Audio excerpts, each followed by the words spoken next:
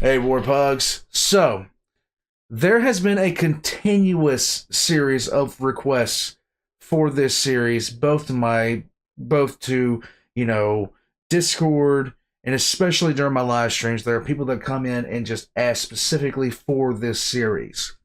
So, I thought, since most of the series that I was checking out before I've caught up with, I thought I'd go ahead and start checking out this series. This is the Unbiased History of Rome. There are 1920 in this series. I'm not quite sure what all this is going to entail. If it's going to be funny, if it's going to be serious. Looking at the actual thumbnails, it looks like it's going to be a funnier take on it, which I'm all for. But at the same time, it's Rome.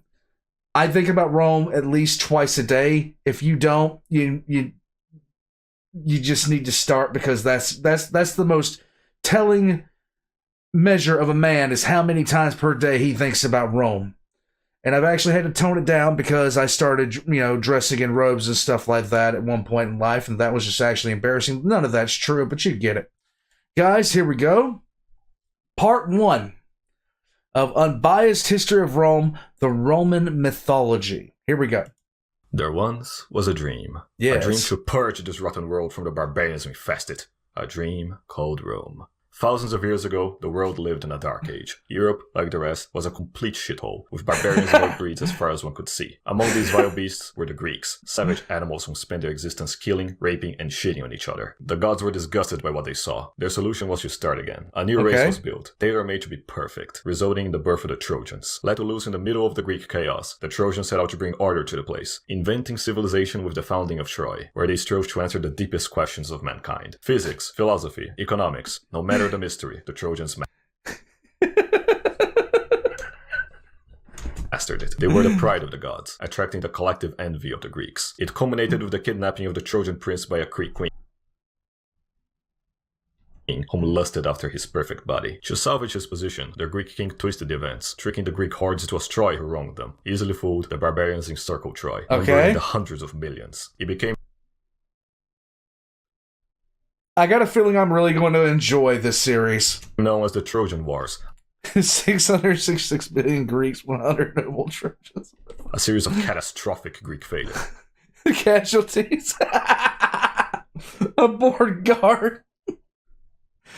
As always, the Greeks turned to divine intervention to achieve their foul goals, taking advantage of Jupiter's fear for Troy's potential. Once in Troy, the Greeks smelled the scent of civilization for the first time, and instinctively hated it. They did what they did best, killing, raping, and shitting without mercy. The rape of Troy would bring an end to civilization itself, were not for the unsung hero, Anchises. Anchises never shared his kindness towards barbarians. The moment he first saw a Greek, Anchises knew peace would never last. Predicting the worst, Anchises impregnated the goddess of beauty using his Trojan charm, resulting in the birth of the man, the myth, the legend himself, Aeneas Charus Maximus. At the day of the sack, Aeneas woke up from the piles of women he was sleeping with, storming out of his house and savagely slaughtering his way through the Greek hordes with nothing but his bare dick, all while carrying his elderly father with one hand and guiding the survivors with the other. This heroic act much impressed Jupiter. As an apology, he granted Aeneas the divine destiny to settle in their ancestral Italian lands, where the descendants were prophesied to save the world. And so, the dream of Rome was born. Aeneas braved the seas, easily defeating all gods and monsters that stood in his way. He planned to stop at Carthage for resupply. In it, Aeneas was faced against the greatest threat to man's life, the Thought Queen of Carthage. In exchange for the needed supplies, she demanded Aeneas to satisfy her in bed every day for a year, which Aeneas honorably agreed, for the greater good. The debt paid, Aeneas had to return to his destiny. Dido couldn't accept his departure, but Aeneas insisted, knowing better than to fall prey to a thought. In her rage, Dido burned all his leftover belongings, throwing herself into the fire, cursing their descendants to eternal rivalry, dooming millions to die in the wars to come. Historians to debate if her cruelty derived most from being a Punic or a woman. Escaping Carthage, Aeneas What the fuck is this? finally arrived in Italy, becoming the king of Alba Longa, after a quick trip through the underworld with his father, killing a barbarian warlord, and banging the local Trojan princess. With her, Aeneas was able to father a pure-blooded Trojan family, a chance unfortunately not granted to his men, leading to generations of miscegenation. The years came and went, leaving Numitor, Aeneas' descendant, to suffer from the consequences, being usurped by his bastard half-barbarian brother. Once again, civilization was online to be destroyed by barbarian scum, this time offput by the birth of the legendary twins, Romulus and Remus, lawful sons of Numitor's daughter and the god Mars. The usurper was too much of a coward to kill them himself, much less in the front of the god of war, giving the twins for a servant to go drown in the Tiber River, having the Oh my god. While Mars wasn't looking. But the servant refused to commit the crime, his Trojan ancestry overpowering the corruption from his barbarian side. Tiberinus, god of the Tiber, took over from there, guiding the young lads to the care of a she-wolf. She raised them lovingly, granting them her wolf-like instincts through the power of her canine titties. What is this? Until they were old enough to be adopted by shepherds. As true Trojan descendants, sons of Mars, fed by wolves and raised by stoic shepherds, the twins grew to be great leaders. Okay. Having the admiration of the man and the love of the woman, the twins were envied by the local barbarian insoles. Incapable of competing in either strength, intellect, or beauty, the barbarians sought to employ their only field of advantage, evil. One day, as Remus looked at the stars, pondering the big questions while resting from yet another orgy, the barbarians ganged up on him, capturing Remus by threatening the girls if he tried to escape, delivering him at the hands of the usurper, whom happily imprisoned. Threw him into the Chad prison where all him. Learning of the act through his wolf instinct, Romulus was outraged. In response, he used his charisma to raise an army with his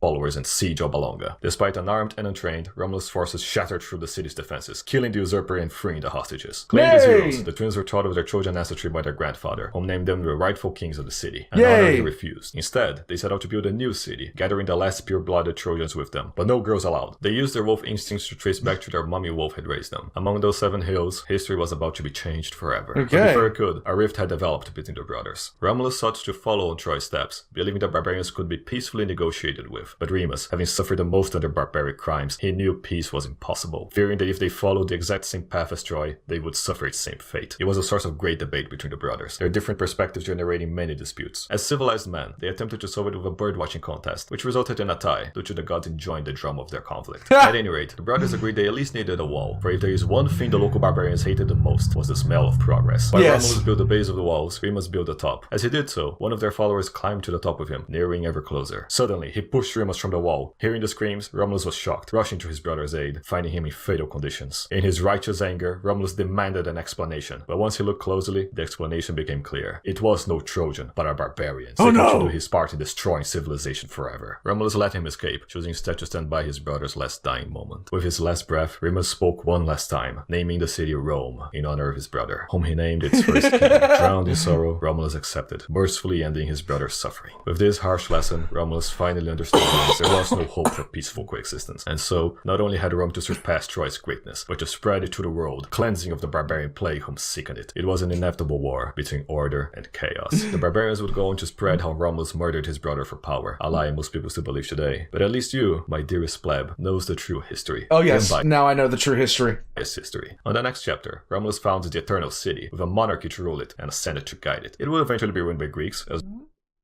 some lead cast, oh my god. Supporting cast, all those filthy barbarians, some Trojan women or whatever, mommy wolf, base servant. But the Romans will keep fighting on. There's no music. Blame the copyright gods. Should you. And remember, plebs, to the subscribers, everything will be given. From the Patreons, everything will be taken. Quite unchristian. But thankfully, that's a chapter for another time. Ciao, ciao. I got a feeling I'm going to love this. I have a feeling I'm going to absolutely love this. I think that this is going to be a great series to sit back and watch as the history of Rome is told to me without any bias whatsoever. No bias whatsoever. I believe everything in here to be factual. Can't wait till the next one. Okay, Warpugs. I'm finally on a new series, and there was much rejoicing. Guys, I'm going to put all of Dovahhatty's links in the description down below. Be sure you check him out, because we're going to be coming back to this relatively quickly. I don't think I have anything left. I'm going to run off into the fields now and cry. I'll see you guys later. War Pugs. I'm gonna love this.